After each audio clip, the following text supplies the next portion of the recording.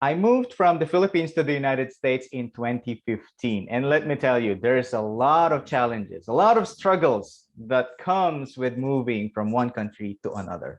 But there's also a lot of joy, a lot of interesting stories.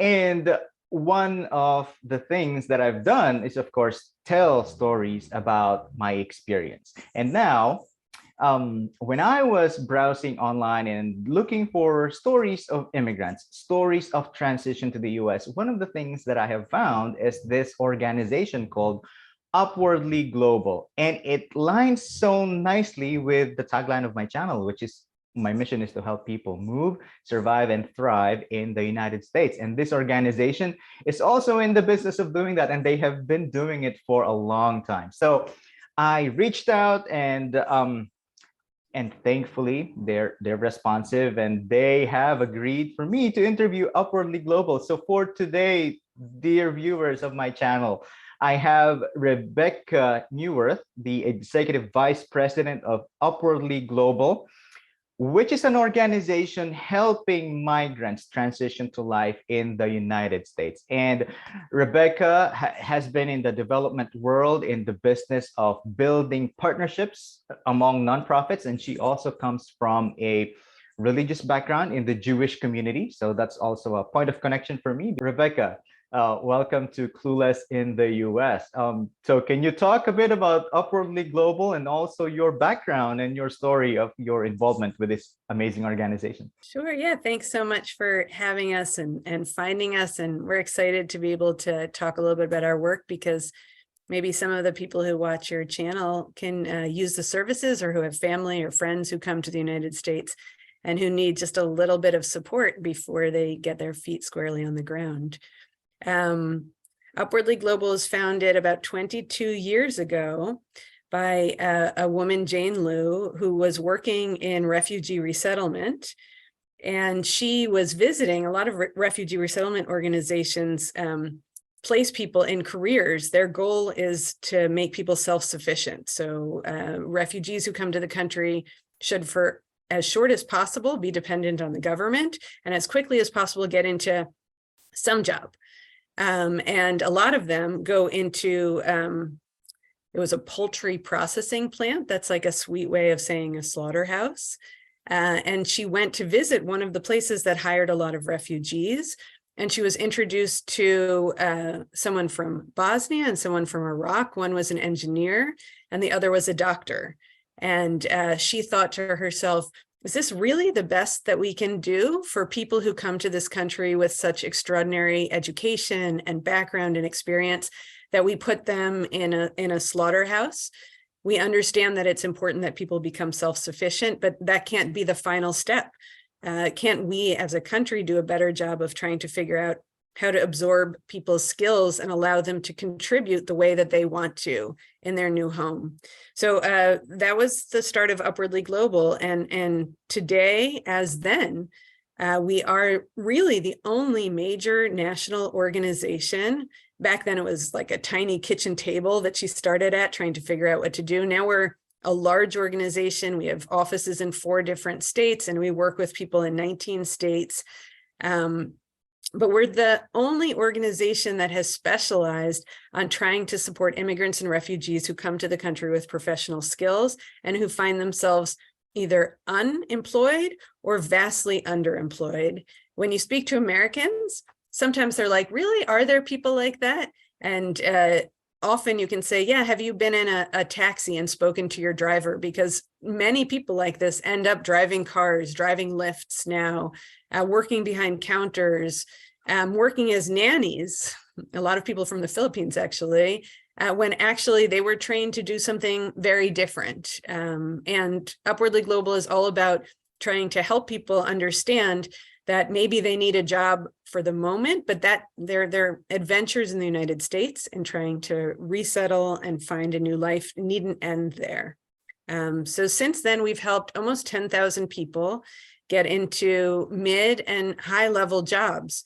Right now, our average starting salary is around $67,000, which we're proud of. And while that's not the end for many people either, it feels like a decent stepping stone to a life of some level of stability for, you know, people as individuals and for their families and communities. So it's been amazing work. I feel very, very privileged to be part of this community. I have, you know, many of us have connections through friends, through our own stories, or through family. And in my case, I have a mother who was a refugee 2 times, and she came to this country. And there was someone who helped her too, someone who had come from her country and who gave her a chance.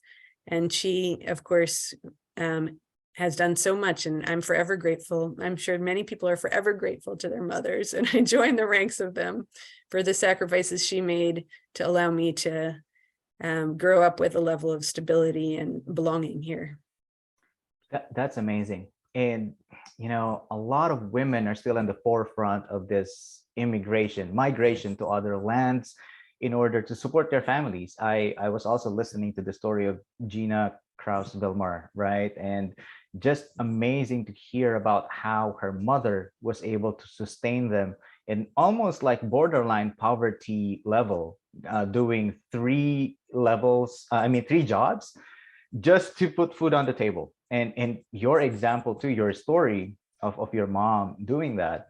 And let me just segue a little bit with a similar story of Filipinos who serve in the Middle East, in Hong Kong, where they serve as nannies, domestic helpers, but they have finished education degrees. They have finished other types of college degrees, and the family that employ them usually don't just have a domestic helper. They now have also a private tutor for their kids who help them be competitive in their schools. And so, but the level of the pay is not commensurate to what they bring to the table. And I think there's a lot of that in what I've read and what I've heard about the story of Upwardly Global, that the people who arrive in the US have so much more to offer than what they currently do, which is kind of like what they experience in the poultry and in lifts. So, you know, when it comes to the experience of immigrants, with Upwardly Global has worked with almost 10,000 people, you've said. Now, what are the common struggles, challenges that people face when they transition to life here in the US? Yeah. There's a number of them. We actually just today released a study about young immigrants, looking at people who come in their 20s and what are the barriers that they face. It's definitely worth checking out. It's really, I think, eye-opening. And it's top of mind for me right now. I would say whether you're in your 20s or your 30s or your 40s, one of the biggest challenges is networking. Many people in the United States get jobs not just by applying, but because they know someone who knows someone who puts in a good word and who helps to get the foot in the door, so to speak. What often happens, you know, if you went to school here, you went to camp here, you went to university here, by the time you're looking for your first or second job, you already have a lot of those networks that are informal and invaluable. If you're an immigrant to the country, you're really sort of starting from scratch. You may have networks at home, but for the most part, those networks aren't going to expand into your new home in this country. And so one of the big things that we find is immigrants are rather isolated, and it's really a hard place to start a job search. What we try to do to help is connect people with volunteers who are sort of open to sharing their privilege. That's the way I think about it, because I think having a network is a privilege. And often try to connect people to folks in their industry areas so that they can help to navigate both buzzwords and the way your resume should look and perhaps the way you should interview, but also really open up and extend networks, which are so critically important. We also work with a lot of companies and organize events with those companies where people have the opportunity to meet in like a 2-hour stretch several different folks who are interested in their stories, interested in helping, and often then interested in connecting them to actual direct opportunities or to indirect opportunities that often do help land people jobs. So that's one of them, networks. Another one is really some soft skills, so to speak. We separate skills between hard skills and soft skills. So the population that we're working with has a lot of hard skills. They went to university, they have technical skills. Maybe they know how to do computer programming, or they're doctors or nurses or teachers, as in your example. What they often lack, though, are soft skills in the United States, which are really specific to our country and maybe quite a bit different from what soft skills are that are expected in other countries. So, for example, in our country, we are shameless self-promoters, just horrible self-promoters, and everything in an interview is about what you did. You know, you worked at an organization that built a business making $100 million. Well, it wasn't the organization, it wasn't the team, it was you. What did you do to bring that volume up? What did you do to transform the shipping routes? What did you do to change bottom lines? And what did you do when you faced different problems? Talking like that is something that takes a lot of getting used to, and it's one of the critical soft skills that Upwardly Global helps to train immigrants on, and that really do make you a much better interviewee for a US cultural context. Another example of soft skills would be professional English skills, which doesn't just mean English, which is also a very significant barrier for many people. Having language and also being comfortable speaking in that language, but actually having professional English, the way that we speak in interviews, the way that we speak in companies, which is even a tad different from the way that you would speak in a more casual setting. Another example would be resumes. I remember somebody telling me that in Russia, it's considered really fantastic if you have a 14-page resume. You know, you really did an immense amount if you can fill 14 pages with it. In the United States, and you probably know this because you just left, you know, if your resume goes more than 2 pages, it's not okay. And if there's misspellings, or if there's information that's missing that is anticipated, it's a problem, including your visa status. And I guess that's a fourth one. A lot of companies, when they interview immigrants, are very unsure about what work status and legal status is. And it's important for us to be able to train people to be able to share what that status is, and to give the comfort level that companies need to know that it's okay to hire them. So those are some examples of what we do to help folks who come in and who really face serious barriers to finding work at their skill levels, to be able to leap over those and figure out how to contribute and how to work in their fields. I guess one last thing, we spoke about soft skills. Most people have hard skills, but occasionally there'll be people who had a gap in their resume. Maybe it took someone a year or 2 years to come over. Maybe they fell out of the workforce in order to help their family. When they come back into the workforce, there may be a skill or a certification that is actually helpful in finding a job that speaks to their experience level. And we can point people in the right directions in terms of what certifications are valuable and not. And sometimes we also help pay for some of those certifications because they can get expensive. And we know that many of the people that we work with are really living in a precarious situation. So yeah, that's the good work that we do. Oh, and the last one, sorry, number 5, and maybe more important than anything else, for a lot of people, it's immensely demoralizing to be in a situation where you feel you have so much to contribute and you're sort of pushed down again and again. And while that's not a technical thing in any way, I think, you know, there's nothing that trumps it, honestly. And one of the things that we feel most proud of is the coaching that we do. We have everybody who comes in our program have a coach who works with them. And I always say, who really helps people feel seen, who gives them the strength of emotion, the strength of support to know that it is, you know, tough going sometimes, but that there is light at the end of the tunnel, and that there's someone who will be with them and try to help them get to that end. Wow, that's a lot, Rebecca. And I just find myself nodding and thinking through some of my experiences as well, and that of my wife's and some of the people around the community that we move in. And so let's just unpack some of those a little bit. And I've noted down some of the things and some of my reactions. The first thing that you mentioned, I think, is networking. And you mentioned the study. For those of you who are following, we will be posting the link to the study that Rebecca mentioned in the description of this video, and also at cluelessintheus.com. But you're right, this network is very important, because if you have classmates, friends, early colleagues, like when I was in Manila, in Quezon City, I can point to friends and classmates. But here, when you're here, you're really like a fish out of water, or maybe you could say a tiny fish in a big pond, or at least that's how it feels like.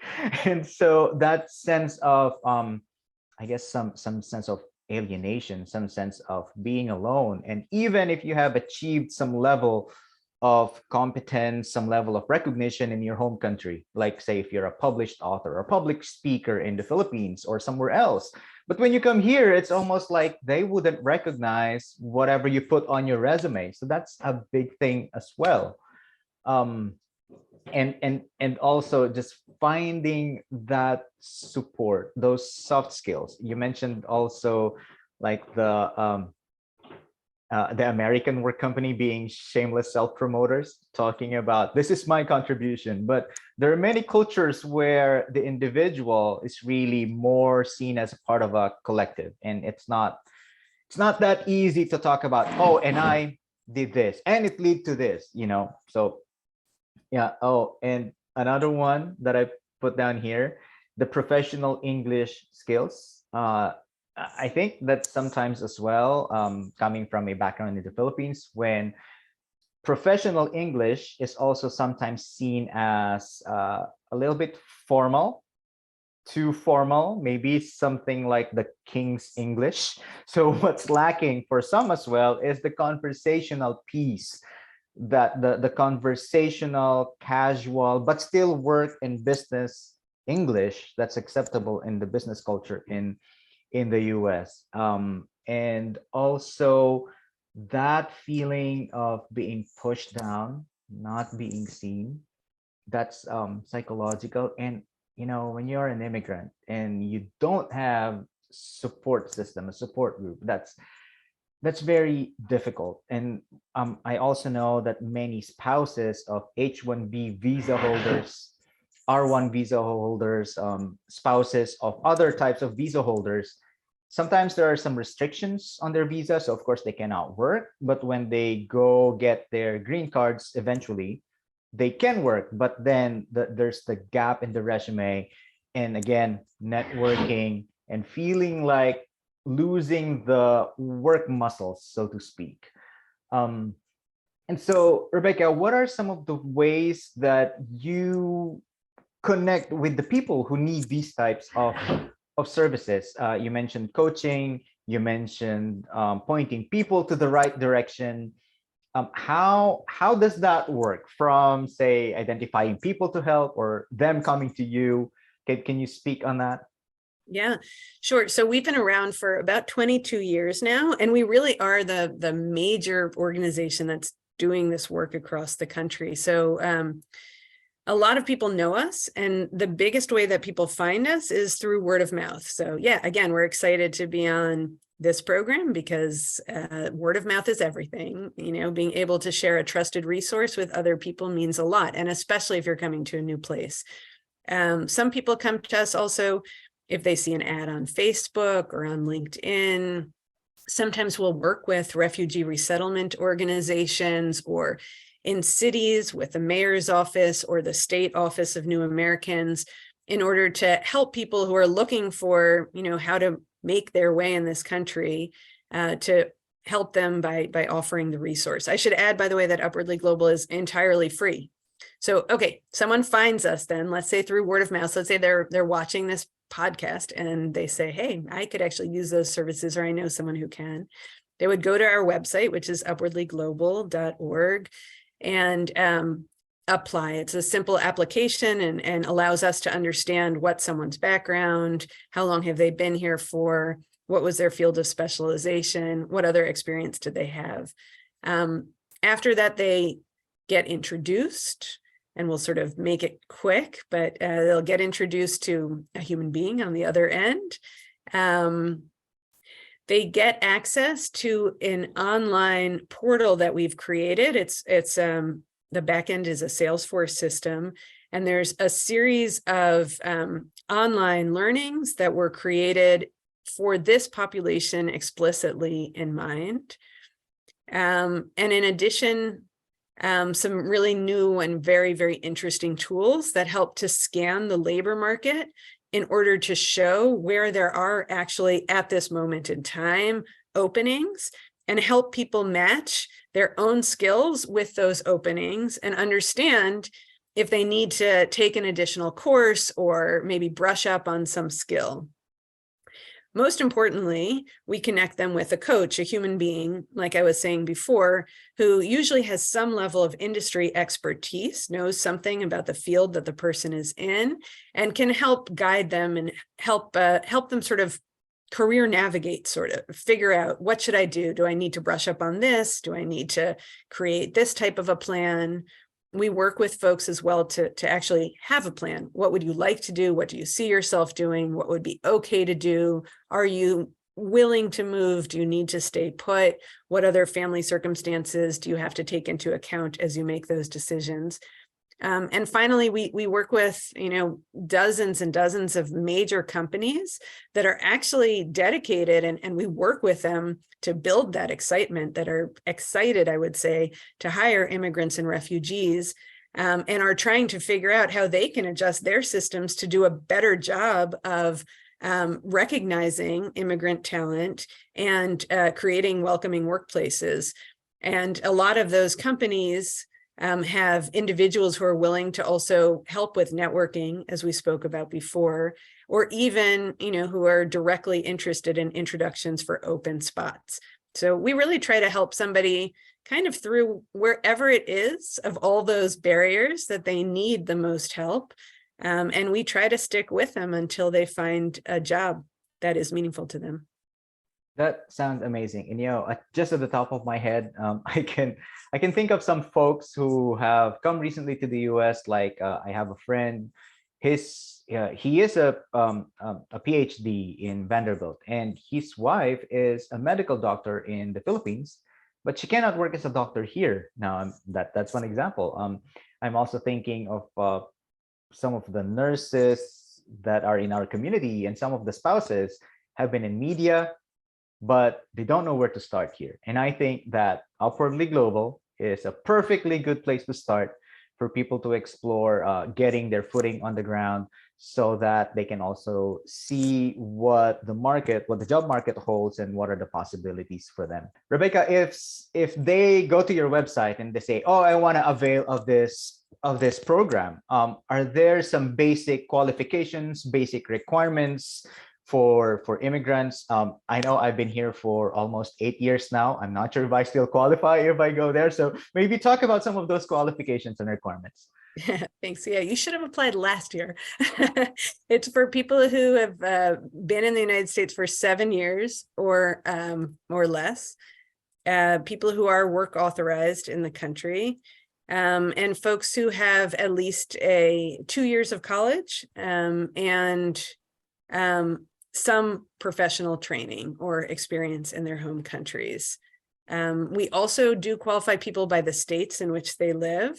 Like I said, right now we're helping people in 19 states, but that's because people occasionally move. There's a list of the states that qualify actually on the website when you apply.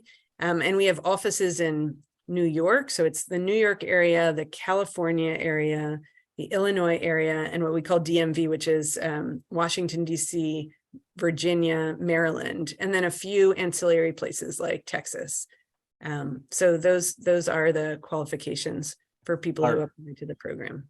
In comedy bars or comedy shows about Filipinos, the usual stereotypes are nurses, being in the military, or, well, per the comedian Jokoy's bit, being a postman or a male person. So those are the stereotypical jobs that Filipinos take. So, well, dear Filipinos, we have other options. If you're not inclined into those options, So, learning about those options is, of course, a very important part of figuring out how to get our footing, or at least get to a better footing here in the US. On the flip side, for people maybe just like me who have transitioned here, who are on a relatively more solid footing, and other people, maybe friends and relatives of other folks who want to help an immigrant friend or an immigrant family member, how can they support the work of Upwardly Global?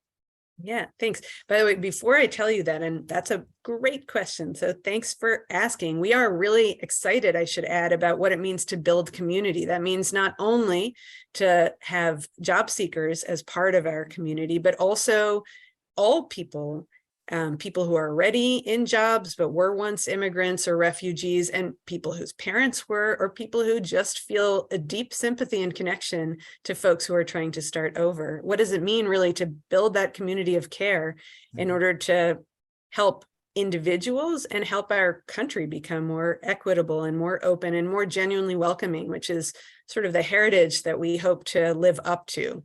I do want to add one quick thing about your doctor friend, though. Doctor, it's an example of a profession that is highly, highly regulated in the United States. And so the other thing that, Upwardly Global does is we try to help people think about, okay, if I wanted to relicense as a doctor, it would take this many years, and this would be what the process is looking like. And we do have many doctors. I really feel very passionately about this because we just went through COVID, because the United States is immensely short of talented medical personnel.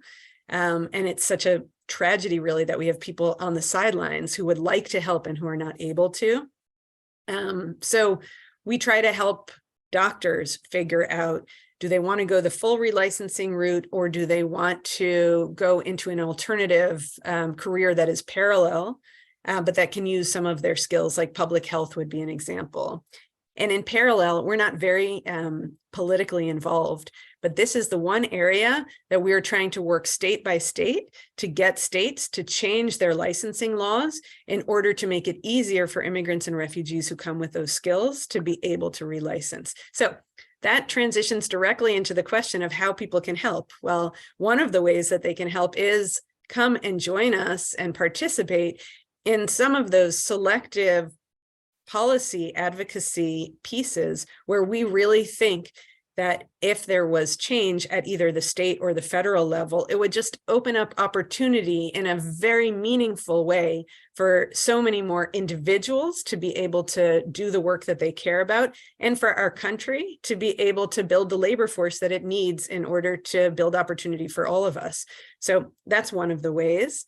Another way is supporting as a volunteer.